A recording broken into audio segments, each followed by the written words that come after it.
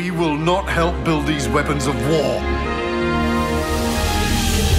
মফস্বলের এক কাচের দোকান, সেখানে বাবার সাথে কাজে হাত লাগায় ছোট্ট ভিনসেন্ট।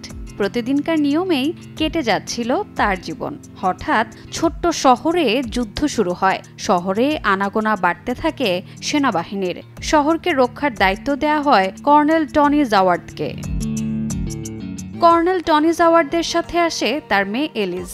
তার চমৎকার বেহুলা বাজানো দেখে মুগ্ধ হয়ে যান ভিনসেন্ট। সময়ের সাথে সাথে তাদের বন্ধুত্ব পরিণত হয় প্রেমের সম্পর্কে। কিন্তু এই বিষয়টি ভালোভাবে নেয়নি সমাজ। আর এভাবেই এগোতে থাকে পাকিস্তানের প্রথম হাতে আঁকা দ্য গ্লাস ওয়ার্কার নামে অ্যানিমেটেড ফিচার ফিল্মের গল্প।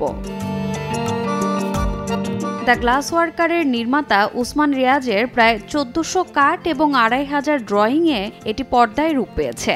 এটি প্রস্তুত করতে নাকি সময় লেগেছে 10 বছর। এক সাক্ষাৎকারে রিয়াজ বলেন, পাকিস্তান আগে কখনোই এমন ধরনের সিনেমা তৈরি করেনি। হাতে এঁকে অ্যানিমেটেড সিনেমা বানানোর কোনো ধারণাও খুব একটা ছিল না।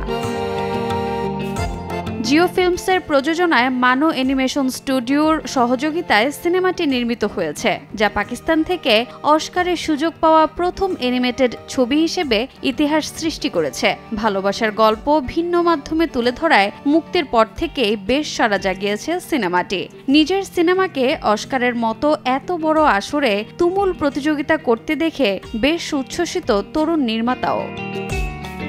রোজা চৌধুরী, সময় সংবাদ।